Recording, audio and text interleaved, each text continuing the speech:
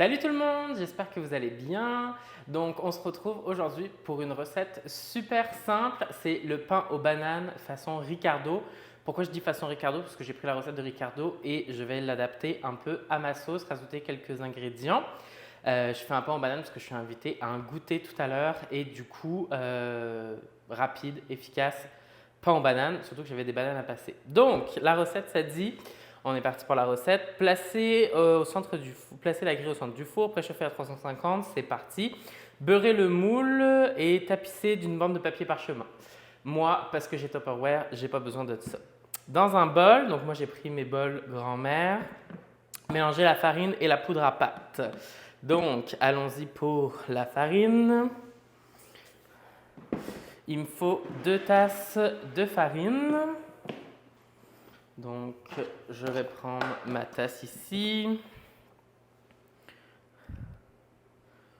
Une tasse. 2 tasses.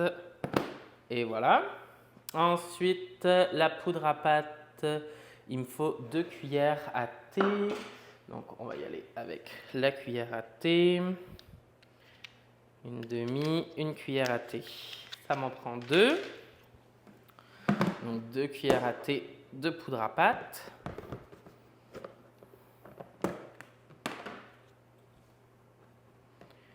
En voilà une. En voilà 2. Et voilà. Ça, c'est fait. Donc, vous voyez, quand on a des modulaires super simples, hop, on pige dedans. C'est merveilleux. Puis, quand c'est des recettes que vous faites vraiment, vraiment souvent, n'hésitez pas à vous faire des mélanges de base. Je vous montrerai ça sur la chaîne. Moi, j'en fais notamment pour mes bar tendres, pour mes muffins, pour mon granola, etc. Comme ça, tu n'as pas besoin de sortir tous tes modulaires à chaque fois.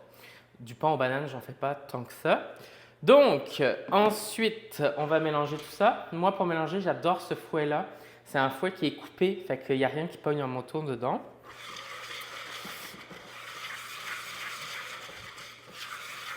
Et voilà, c'est mélangé. Dans un autre bol, fouettez le beurre, la cassonade au batteur électrique.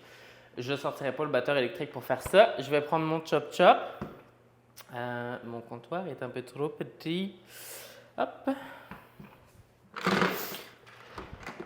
Voilà. Donc, on va prendre le chop-chop. On va prendre le beurre qui est ici. Donc, le beurre, on a dit qu'il fallait une demi-tasse. Allons-y avec une demi-tasse de beurre. Puis, il me faut une tasse de cassonade après. Donc, une demi-tasse de beurre mou. Je viens de m'en mettre plein les doigts. On va en remettre encore un peu. On va se faire une belle demi-tasse bien remplie. Hop, et voilà. Qu'on pitch là-dedans.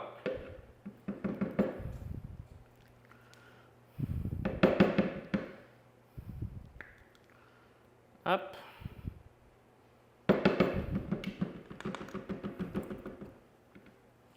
Et voilà la demi-tasse. Un petit peu de beurre salé. Hop, je vais prendre un chiffon. Toujours avoir un chiffon dans sa cuisine.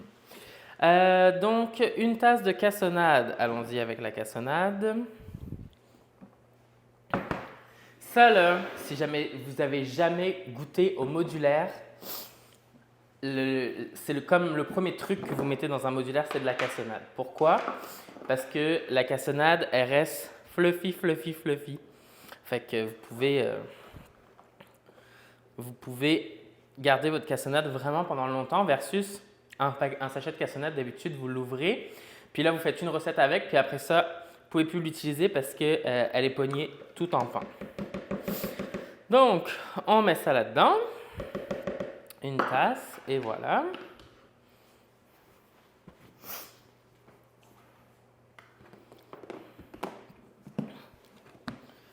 Hop. On va remettre ça là-dessous. Donc là, c'est ce qu'il disait de faire au batteur électrique. Moi, je fais pas ça au batteur électrique, je fais ça au chop-chop.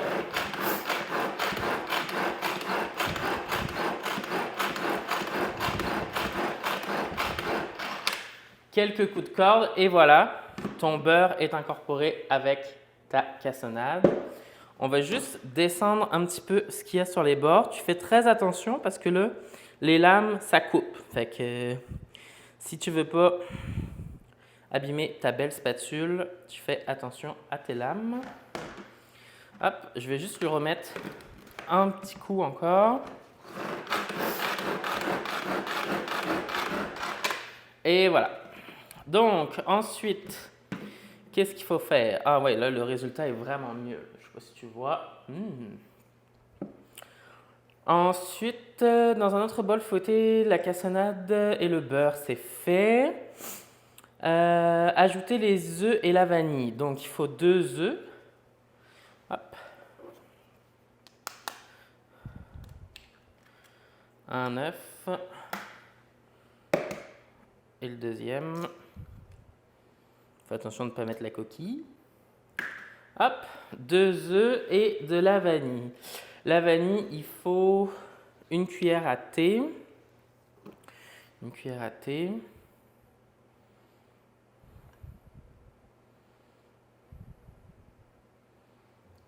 Et voilà. Hop. Merveilleux.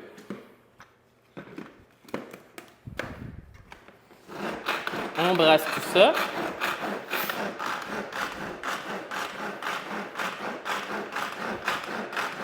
J'aime tellement mon chop-chop pour ça. Là.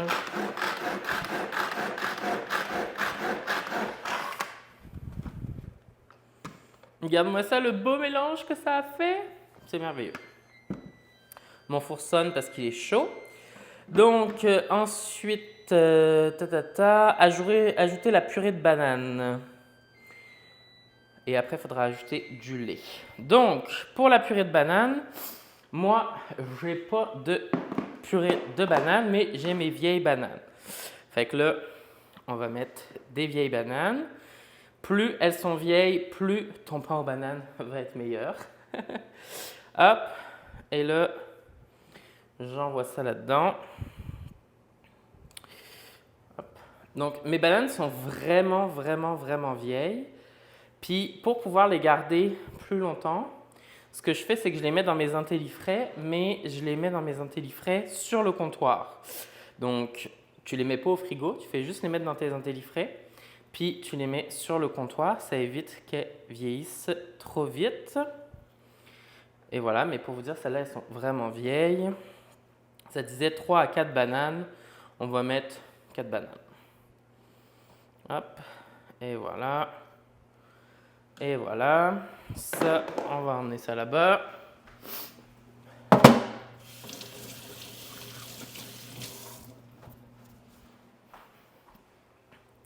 Qu'est-ce que j'ai fait de mon linge? Donc, on a mis nos bananes dedans. On va redonner quelques petits coups de corde.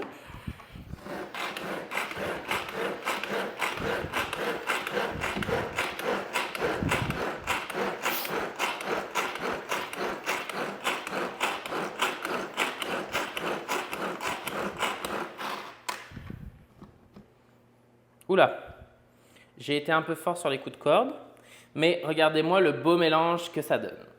C'est merveilleux. Donc, on va ajouter ça à notre mélange ici.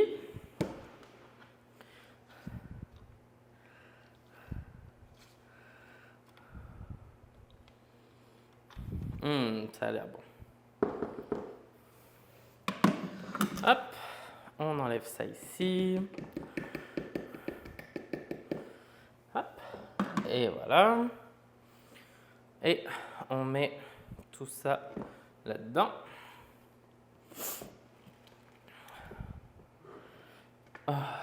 Puis là, avec la spatule, on n'en laisse pas une miette.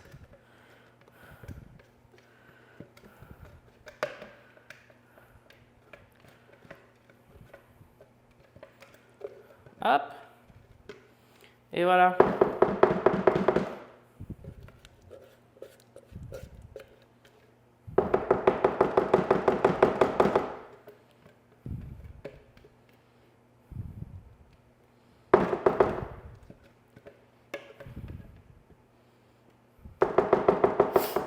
Non, mais regarde-moi ça, comment c'est propre. Allez, on remet ça là-dedans. Donc là, on brasse. Puis ça, c'est comme la recette de base de Ricardo. Mais moi, j'ai décidé que j'allais la pimper un petit peu. Parce que déjà, ok, dites-moi là, en commentaire, qui fait un pain aux bananes sans pépites de chocolat? Comme moi, ça marche pas dans ma vie. C'est moi, pain aux bananes égale pépites de chocolat. Donc, on va rajouter des pépites de chocolat. Puis, on va aussi rajouter des noix.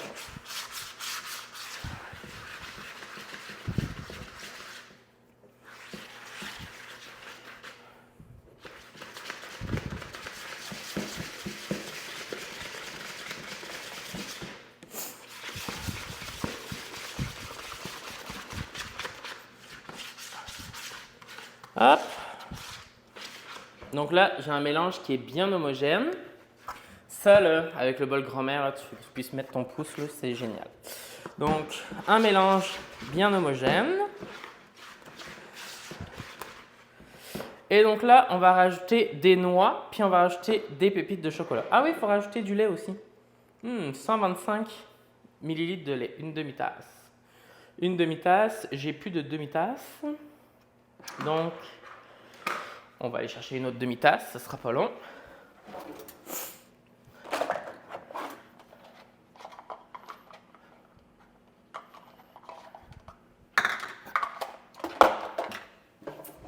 Ça, là, les tasses à mesurer, là, ça en prend comme vraiment beaucoup. Donc, on va rajouter mon lait. Puis là, je suis sûr que mon père, il va regarder mon live et il va dire « Tu vois, tu aurais dû préparer tes trucs à l'avance. Comme c'est pas la fin du monde.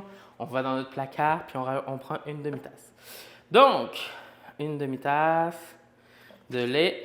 Et voilà. Hop, on met ça là-dedans.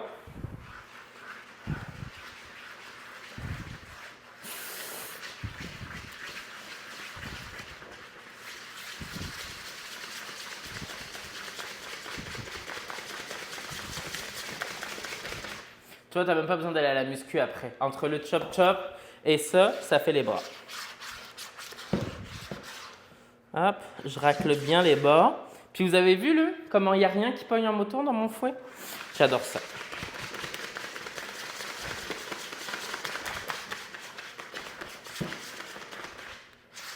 Merveilleux. Donc, on a dit pépites de chocolat. On va ajouter 3/4 de tasse de pépites de chocolat. Parce qu'on aime vraiment ça.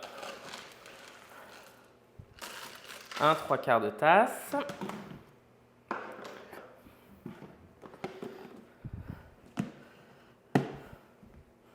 Hop, on s'assure de bien refermer. Et on va ajouter des noix. Fait que moi, j'ai décidé de faire un mélange pacane-noisette, mais tu peux mettre les noix que tu veux.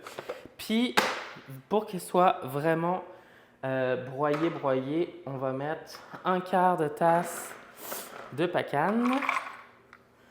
Hop, allez, une ou deux encore.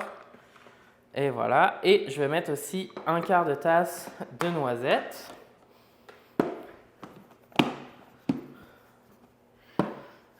Fait que dites-moi dans les commentaires, c'est quoi votre dessert / goûter préféré? J'ai vraiment hâte de savoir ça. Je vais le faire en 2 shots. Je pourrais faire tout en une, là, mais... Fait que le mini chop-chop, on tire sur la corde. Oula! Lui, c'est un vieux chop-chop, puis là, je sais pas pourquoi.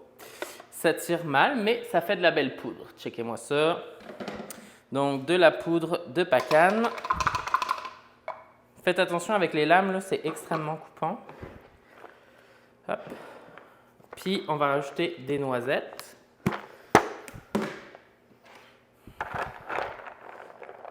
Un quart de tasse aussi. Hop. Et voilà. Mon couvercle. Fait que dites-moi en commentaire, c'est quoi votre dessert préféré? Ça va peut-être m'inspirer pour la prochaine vidéo. Dites-moi aussi si vous connaissez déjà les Tupperware si vous en avez à la maison. Puis ça date de combien de générations? Parce que tu sais, on a tous notre mère, notre grand-mère, notre arrière-grand-mère, je pense qu'il y avait des Tupperware.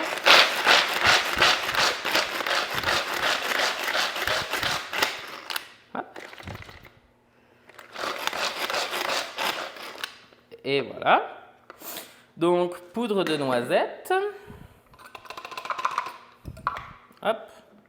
Alors, je ne sais pas si vous savez, mais on peut tout mettre au lave-vaisselle sauf la partie rouge. La partie rouge, il faut la défaire. Puis pour la défaire, soit si vous avez un zesteur à la maison, vous pouvez utiliser un zesteur, ça marche super bien. Sinon, vous prenez un couteau. Il y a une petite fente ici sur les anciens. Vous faites tout simplement le tourner comme ça et les deux parties se défont. Donc la partie blanche peut aller au lave-vaisselle, la partie rouge, elle retourne directement dans votre placard. Donc voilà, on mélange tout ça.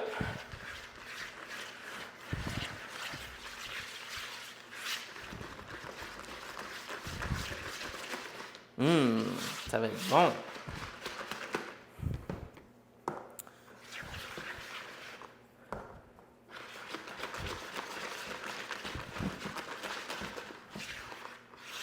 Hop. Et là, on va mettre tout ça dans le plat à cake. Mon Ultra Pro. Donc l'avantage des Ultra Pro, c'est que ça va aussi bien au micro-ondes qu'au four. Si j'étais vraiment pressé, je pourrais le faire au micro-ondes.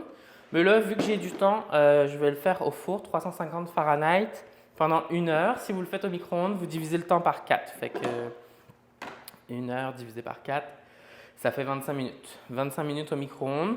Suivant la puissance de votre micro-ondes, allez-y par étape. Mettez en premier peut-être un 20 minutes, un 18 minutes si vraiment votre micro-ondes est très fort. Vérifiez et après remettez un petit peu. Là, moi, je vais le mettre au four environ 1 heure. Donc, on pitch tout ça dans le plat. Là, si vous n'avez pas un plat en silicone ou un Ultra Pro Tupperware, n'oubliez pas de mettre du beurre puis de la farine pour pas que ça colle. Moi, dans mon Ultra Pro, je sais que ça ne collera pas, mais c'est quand même bien important. Ça serait dommage de faire un beau gâteau puis de pas pouvoir le démouler. Donc, et voilà. Hop, on laisse pas une miette. On met tout ça là-dedans.